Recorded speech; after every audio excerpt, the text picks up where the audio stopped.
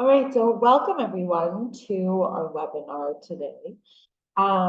First of all, my name is Maya Schonbach. I'm a clinical psychologist and I work here at Schonbach. And first of all, today our topic, we're going to be talking about the impact of social media on dermatillomania or skin picking disorder. The webinar today will probably be around 45 minutes. We're going to have a Q&A session at the end. So I really encourage everybody, write in your questions into the chat throughout the presentation whenever you think of something. Really, please don't hesitate to ask questions because often other people are also thinking of the same question and maybe you're just hesitant. So please ask away. And also, I really suggest that you stick around until the end because there will be a promo code at the end of the presentation that will give you a discount on subscribing to our treatment platform of Schonbach. So as a discount on your subscription for the first month. So without further ado, let's get started. Okay, so just a brief outline of what we'll talk about today. So first we'll go over a short overview of what is social media and some users. We'll talk specifically about social media and body image. We'll talk about social media and mental health challenges in general. We'll go over some pros and cons, things that are specifically particular to dermatillomania. And then we'll talk specifically about our social media platforms that we have here at Schonbach. We'll do a short conclusion and then we'll do some Q&A. And again, please don't hesitate to ask any questions. All right, so first I want to start off with a quote. This is from a woman named Kimberly Mills. And Kimberly, she's a UK-based content creator. So she advocates for dermatillomania awareness across her social media platforms, and you might know her as Kim on Skin. I wrote it down at the bottom. And she also has a podcast called Dermatillo Diaries. So that's also pretty cool if you guys want to follow to learn more about dermatillomania. But she writes, I turned my skin picking disorder, dermatillomania, into a safe space on social media. The more I opened up, the more I discovered just how vital my safe space was for other people. So many sent me messages of hope, grief, and despair. They confessed to hiding their skin picking for decades, explaining how dermatillomania made them feel wrong or disgusting. Many, like me, didn't even know their condition had a name or that an entire community of us existed. So I wanted to start with this quote because I think this really kind of embodies the experience of a lot, first of all, of our clients, but a lot of people that suffer with dermatillomania. There's this ingrained and associated feeling of shame, of embarrassment, of isolation that often accompanies dermatillomania, and feeling that you're alone in the world dealing with these problems of skin picking. And often people start to Google, people start to turn to the internet, and they're so surprised to see that there's such huge communities of people dealing with very similar challenges and struggles. So I think that's kind of what Kimberly Mills is touching upon and kind of something that I want to highlight in this presentation. Okay, so let's talk a little bit about social media. So in social media, we like to talk about the big five. So first there's YouTube. I put all the logos here. So there's YouTube, there's Facebook, there's Instagram, TikTok, and Snapchat. And so as of today in 2024, the majority of youth and adults use social media platforms. And it's most adolescents, they are mainly adolescents, are the people that are the biggest users. And a study done in 2020 found that 85% of 14-year-olds use social media. So that's a huge number. So that is I don't know if those numbers surprise you. I was pretty shocked to hear 85%, but makes sense. Okay, so I think a lot of people have preconceived notions about social media and body image. So let's try and go through all of these together. Okay, so first of all, I briefly mentioned adolescence, but a lot of research is actually done in terms of body image, and especially with social media, in the adolescent population because it's so prevalent. And so adolescence specifically itself really is characterized by specific developmental needs. Okay, so things that are including heightened importance of peer and social acceptance. In adolescence, you're going through a lot of identity exploration and forming of your identity. And so because of that, and because of the high usage, a lot of research is done there. So first of all, social media potentially provides an ideal platform for fulfilling these developmental needs, because you're readily available, you're able to like try on different identities, maybe you're interacting with your peers. And typically, though, social media is dominated by photos, right? So frequently these photos are appearance focused, have idealized content, essentially promote this idea of an ideal or perfect life. And so this can actually, unfortunately, lead to, or what research shows is that there's a relationship between social media use, so increased use, and having a lower sense of body satisfaction. And it's thought that it's because you're typically comparing yourself. We'll talk about why that is now.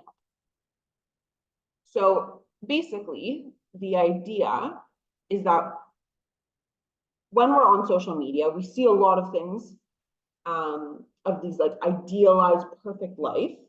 And also in society also often talks about how we should look or how we should act. And then we start to believe it, that this is this perfect ideal world of how our bodies should look, of how our life should look.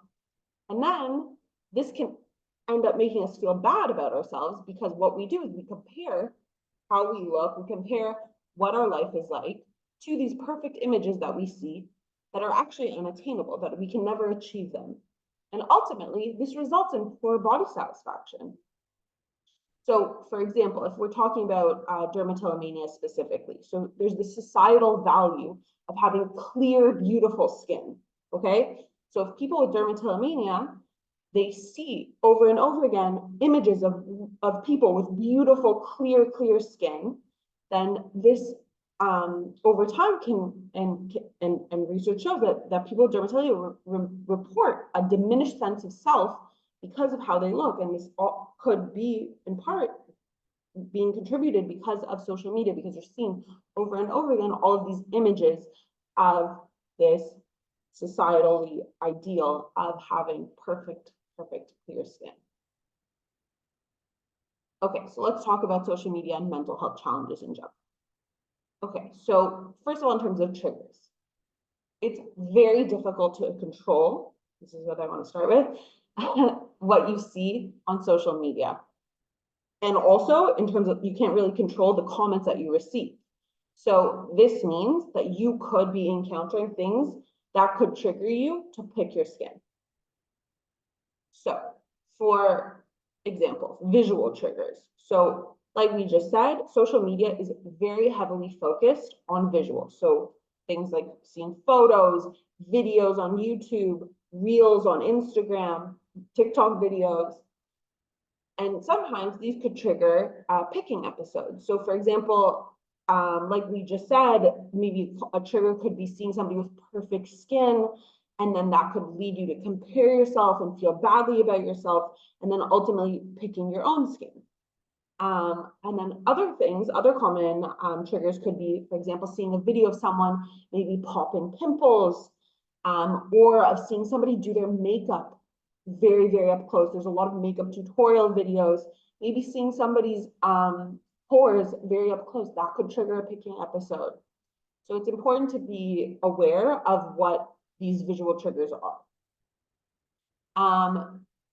Stress and anxiety. So social media can be really a significant source of stress and anxiety because you're constantly bombarded with notifications, with information, and you might feel pressure to respond quickly to people that are writing to you, to different messages, and to feel pressure to engage with people. And then also, like I said before, we don't have control over what comments people are leaving us. And often, unfortunately, there's anonymity on the internet, right? You can, like I said before, you can try on kind of different identities, like adolescents, maybe explore with that. But there's an element of being anonymous on the internet. And then sometimes people turn into what we call keyboard warriors, and they hide behind this idea of being anonymous. And then they write really, really negative comments. And or bullies. People get bullied on the internet. And so all of these things for people struggling with skin picking disorder or dermatillomania, we know that stress is a very, very common trigger. So it's very important to be aware of your stress levels, especially when you're using social media. And then finally, in terms of isolation and comparison. So first of all, like I said at the beginning, like with the quote, social media can connect people. I see somebody raise their hand. If you could write into the chat, that would be great. If there are any questions.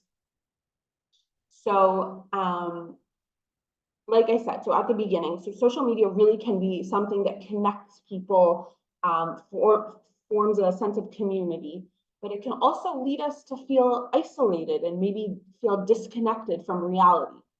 So, and like we talked about earlier about the idea of comparison. So this feeling of isolation can really be exacerbated because of comparing yourself to others online all the time.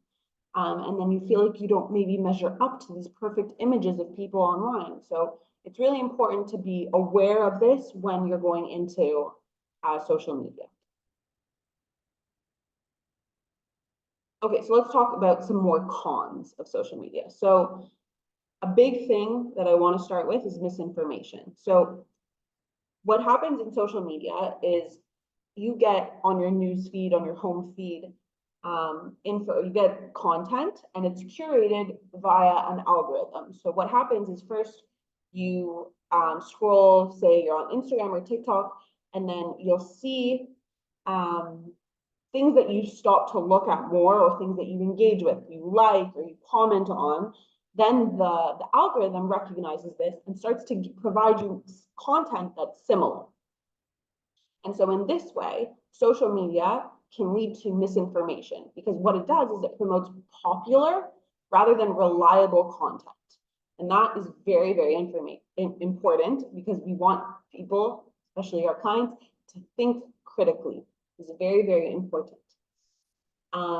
Bullying, we talked about this just now. Bullying, unfortunately, is very common on social media. Very common, but bullying is common on social media, and it can have negative impact psychologically, both on self-image, on self-esteem, and not only on psychologically, even physical health. I don't know if you guys remember, but there's have been challenges that put people's health in danger, these Tide Pod challenges. And as a result of peer pressure, people put their health at risk. In terms of depression and anxiety, so heavy social media use has been associated with increased rates of depression and anxiety. But the pro here, the good news is that the impact might be attenuated or lessened when users have a sense of belonging to an online community, or they use it as a form of coping. So research is showing that, like we said at the beginning with the quote, that if you can use social media for this idea of belonging, of community, of engagement, interaction, then it can be beneficial. But there are all of these kind of red flags to watch out for. Okay, so another thing that I want kind of to open people's eyes about is the idea of self-diagnosis. So there's lots of examples of articles, anecdotes, stories of people who kind of convince themselves that they have a mental disorder from viewing social media content. So here I provide an example from the Wall Street Journal of an article of a young woman who through social media thought that she, and convinced herself that she had a fairly rare personality disorder. And really, I want to say that this is very dangerous because a diagnosis really can only be done by a mental health professional. And like I said before, this idea that social media algorithms, they feed us this information. Literally, they're feeding your feed the information that you want to hear. So very quickly, this idea can lead into a spiral. And so it's important to be aware of this when on social media. Oops, no spoilers. Okay, so what can I do? So if somebody that you know and care about comes to you, maybe with a self-diagnosis, there are some things that experts say that we should and shouldn't do. So the first thing that I put down here with an underline is listen. That really is the best thing, first and foremost, to do is listen to what the person has to say. Listen to them, hear them out. Try not to dismiss them right away or even to react with a lot of emotion, with strong emotion right away, because in doing so, you can maybe cause the person to shut down. So it's important to listen, ask them why they think they have that certain condition. And then, first of all, sometimes these thoughts, these ideas will pass, but if they don't, think about it with them and suggest maybe booking an appointment with a professional to talk about it, to see if they can get some help, because that really, like I said, is the only way that somebody can receive a diagnosis. And then some other tips that experts suggest is, first of all, to take a break from social media. Sometimes just stepping away, maybe deleting the app, taking a pause, removing yourself from social media can maybe allow for a new perspective. And then starting over. This might be scary, especially maybe to adolescents who have invested a long time in their accounts. But sometimes experts have said that they recommend to their teen patients to really delete. They gave the example of a TikTok account and starting over with a new one, because like we said with the algorithm, your feed becomes saturated, and if you start going down this maybe the spiral of negative content, then it can get saturated with more and more negative content. And if you can delete your account and start a new account, then you can consciously choose positive content, and then that can maybe help, because then you're going to be more exposed to positive things, and you're doing it in a conscious, critical, thoughtful way, which is important. Okay, so let's talk about some pros of social media for mental health. So often first of all, in many mental health disorders, and specifically for dermatillomania, impaired social functioning is something that's very common. So meeting people, going out in public, sometimes it's more difficult. So online interactions could be less daunting for people with increased symptoms.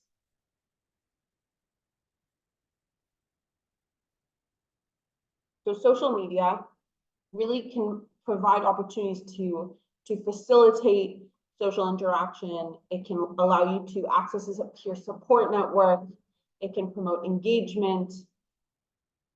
And really this idea of being from the comfort of your own home. Like I said, sometimes the flip side of being an anonymous, maybe keyboard warrior, the flip side of it is that maybe sometimes anonymity can really facilitate connection with other people.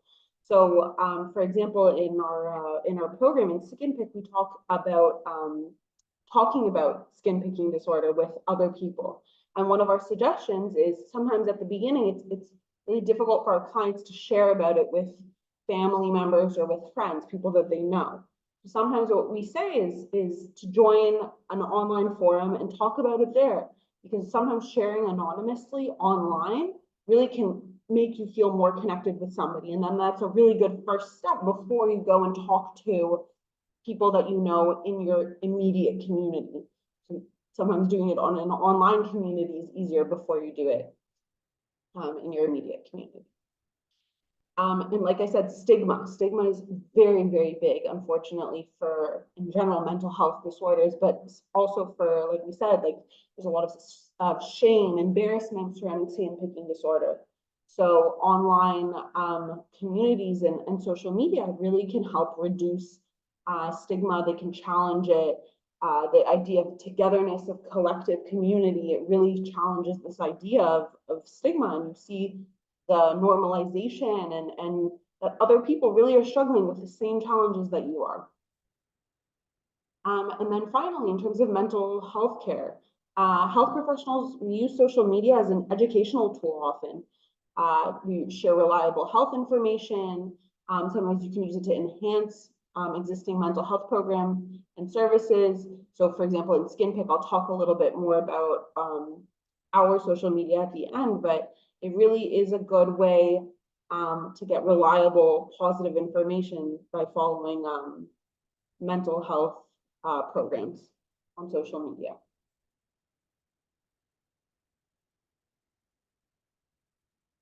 Okay, so in terms of some more pros for social media and dermatillomania, I couldn't find any research specifically on social media and dermatillomania. However, what we like to call is like a sibling of dermatillomania is trichotillomania, or hair pulling disorder. And so I found a study, a recent study in 2022, so 2 years ago, it was published. And what they did was they analyzed the 100 most viewed YouTube videos pertaining to trichotillomania, or hair pulling disorder. And like I said, it's like a sibling. So I would hope that the content on social media for dermatillomania is similar to trichotillomania, but again, it's a different community. So you should take what I'm saying. I talked about critical thinking, take what I'm saying now with a grain of salt. Okay, but what did this study show? They showed that the majority of these videos, first of all, they consisted of self-recorded narratives of people who they themselves directly experienced trichotillomania. So firsthand accounts. And what this study did was they analyzed the videos for content and found that the majority of the videos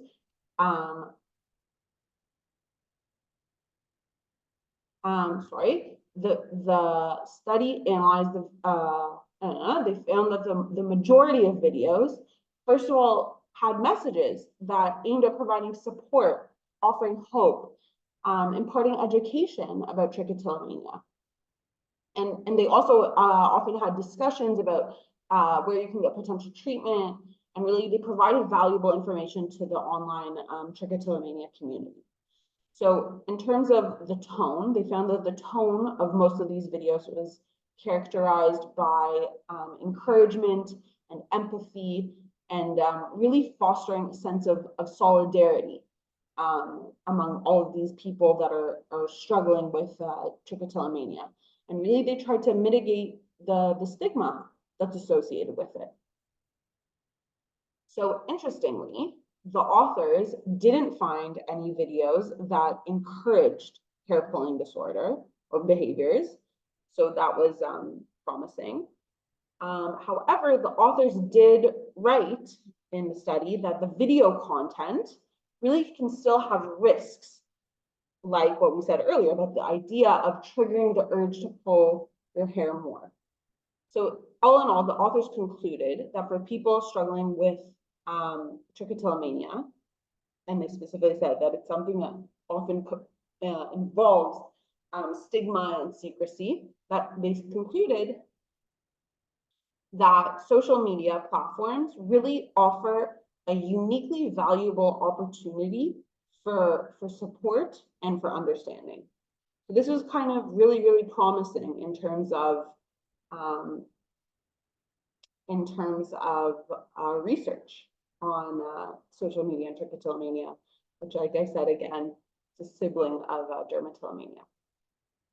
So I'm just looking here at the chat, and I just wanted to let everybody know, remind everyone again that we're going to do a Q&A session at the end of the presentation in the next few minutes. So I just want everyone to know that we will get to all of the questions, not to worry.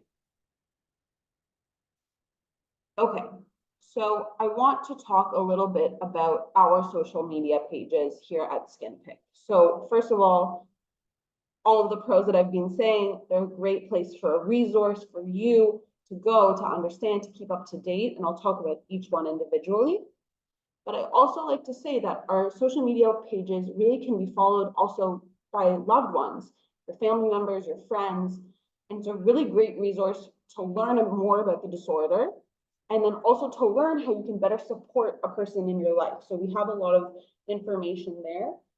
So these are some kind of like practical tips. If you yourself are struggling with skin picking disorder, you can ask a loved one you can just send them these channels on social media and ask them to follow so that they can learn themselves. Okay, so let's start off with the Facebook group. So our skinpick.com Facebook group, it really offers a lot of support and resources for people with dermatillomania.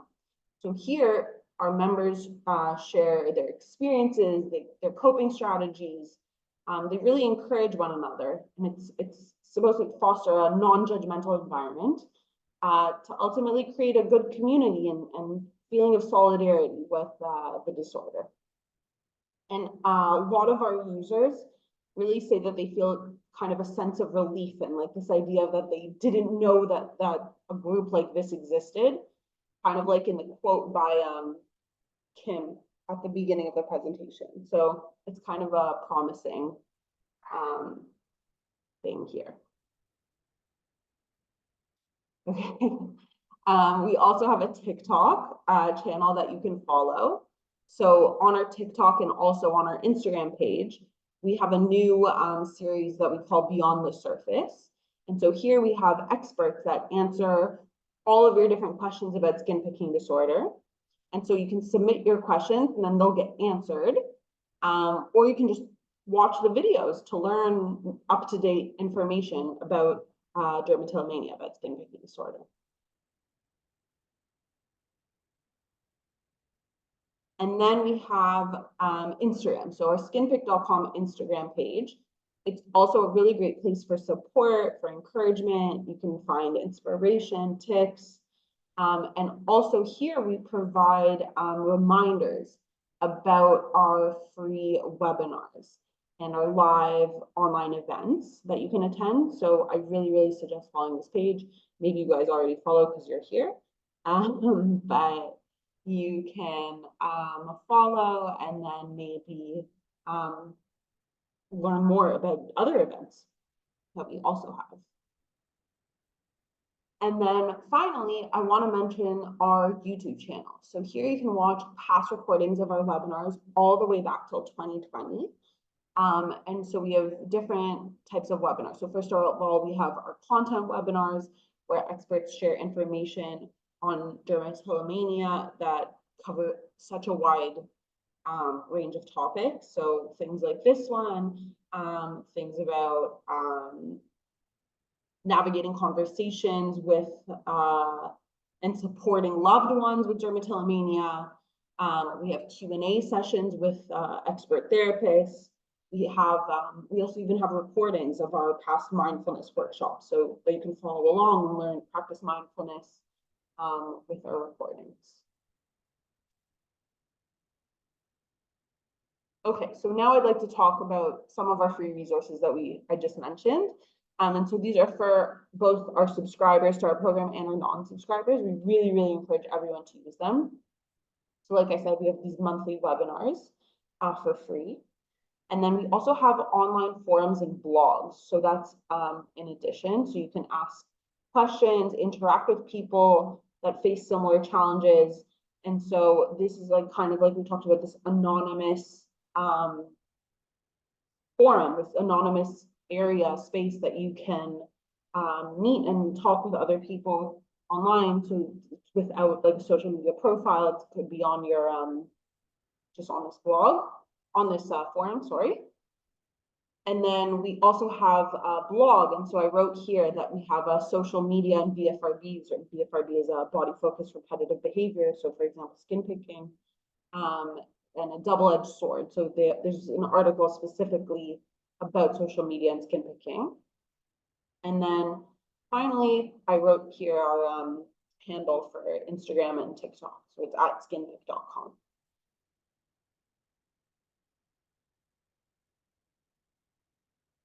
Okay, so I want to go over just what we talked about briefly today. So we started with a really short overview of social media and its users today in 2024. We talked about social media and body image. So the idea that with more and more exposure to having these unattainable or perfect images on social media, we start to compare ourselves more and more and then internalize these ideal, unrealistic standards. And then this ultimately leads to not only lower self-esteem, but also poor body satisfaction. And then specifically with skin picking, there's this societal ideal of perfect, clear skin that leads to poor body satisfaction. Then we talked about social media and mental health challenges. We talked about the cons in terms of misinformation, of bullying, of self-diagnosis, of potential triggers. We talked about the pros in terms of fostering community, challenging stigma, providing tips on access to mental health care. And then I showed the promising content analysis study of the 100 most viewed YouTube videos on Dermatillomania. And really they said that the majority of these videos were uplifting and really were there to were fostering a sense of community. And then finally, I gave you guys an overview of our social media platforms and channels that we have here at SkinPick. And really, I showed that these are great resources for you to follow. So in conclusion, I really hope that from today's presentation, you really have seen that there are some aspects of social media that, first of all, you should be careful of. We talk about the triggers, things like that, and really just to think critically about your use. But on the flip side, also, I've shown that social media can really be a helpful tool in your recovery journey with skin picking disorder. So I think it's kind of, I like the title of the double-edged sword. So there really are two aspects to it, and I think it's a great resource, but to think critically when using it. So like I promised, here is the $100 discount for the first month of subscribing to skinpick.com. And so if you have any questions, I'll go through our questions now. We have time in our Q&A. But if you have any more specific clinical questions that you want to ask privately, you can always email me, maya@helpingminds.com. Or if you have any specific technical questions about our platform, you can email our customer support at support@skinpick.com.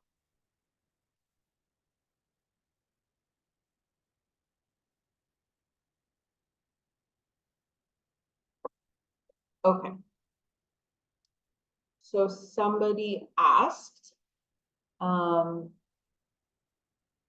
fact, how do the portrayal of perfect skin and beauty standards in social media platforms contribute to the onset or exacerbation of dermatophagia in individuals, and what strategies can be employed to mitigate these negative influences?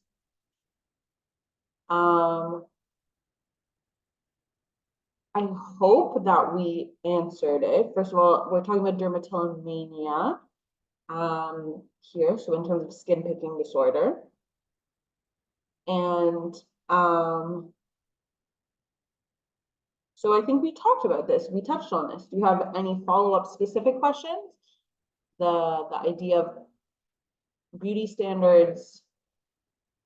We said that it could be triggers for skin picking episodes. And then in terms of strategies, we talked about thinking critically, about limiting time. So yeah, I hope if you have any specific questions, please write them in. Next question is there any support group for people who suffer from dermatophagia? So in terms of dermatillomania, yes. We have support groups here at skinpick.com for our clients. It's included in your subscription. And they're led by expert therapists. They happen multiple times a month, so people from all over the world can join, and they're a really, really great resource. The next question was practical, tangible solutions. I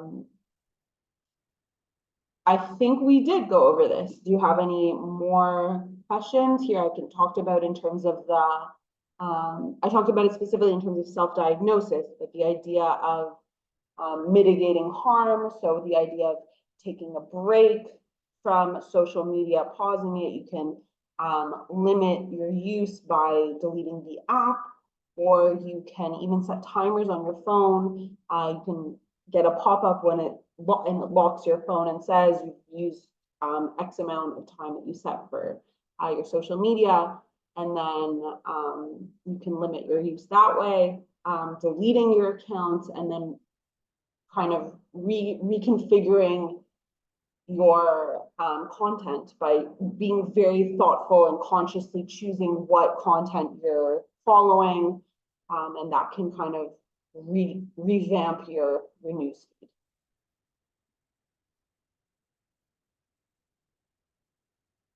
Okay, great question. Does your program address the overlap between dermatillomania and self-harm? So that's actually a great question, because dermatillomania is not a form of self-harm. In order to have the diagnosis, it can't, dermatillomania, the behavior can't be better explained by self-injury or self-harm. And so in terms of self-harm, the intent of the behavior is to inflict pain. But for dermatillomania, the intent or the motivation behind the behavior, it could be a wide variety of things. Typically, it's to cope with negative emotions. So we look at it as a maladaptive way of coping with negative emotions, but it's a way of coping with them. So it could be for dealing with anxiety, with stress, with boredom. That's also something. And it's usually to fulfill some form of an urge. That's the other idea. So that's the main differentiation, and I'm really happy that you brought that up.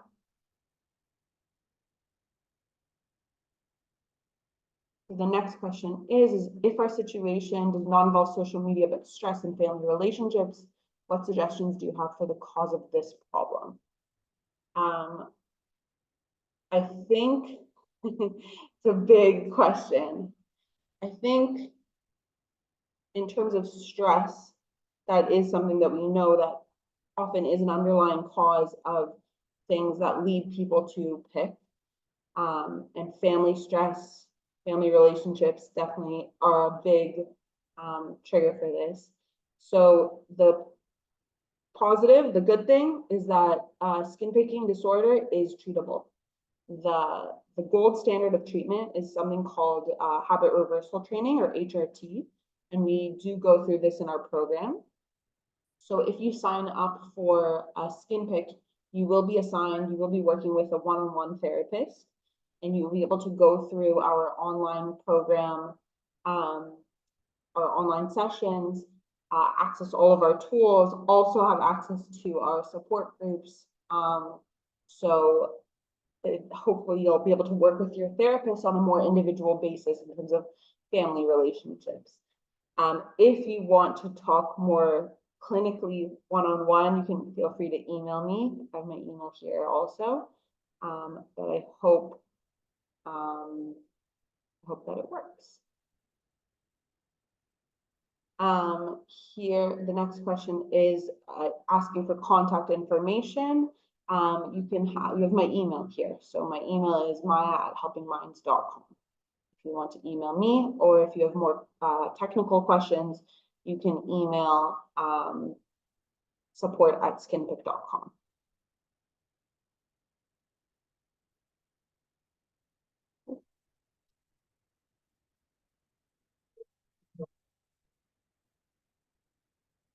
Okay, are there any more questions? We have time for a few more.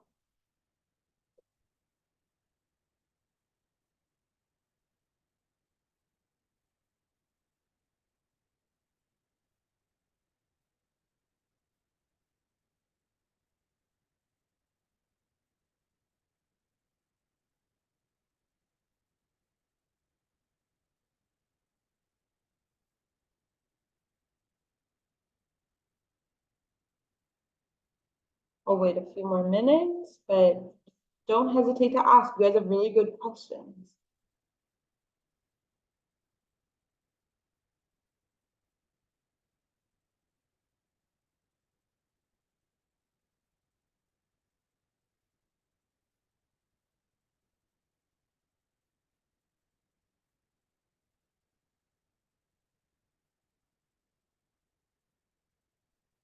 The last question is, I missed what you said about the difference between skin picking disorder and having pleasure in the pain that you get from doing it. So, okay, so self-harm is the intent of self-harm is to cause yourself pain. The intent of skin picking disorder is not to cause yourself pain, but it's typically it's a way of coping with negative emotions or to fulfill an urge. So typically the negative emotions, the way that we think about it is it's typically a feeling of anxiety, of distress, of boredom. You could be mindlessly watching TV and not notice, and you start picking your skin. You could be really anxious about maybe a test or a big meeting at work, and you start picking at your skin. And so that's a coping mechanism. It's not intent isn't there to cause yourself pain. The intent is different. So that's how we separate skin picking disorder from self-harm. Great. Okay, well, I'm happy you guys enjoyed. I saw some thank yous. Okay, so if you have any more questions, please don't hesitate to email me. And I'm happy that you guys all attended today, and have a great day.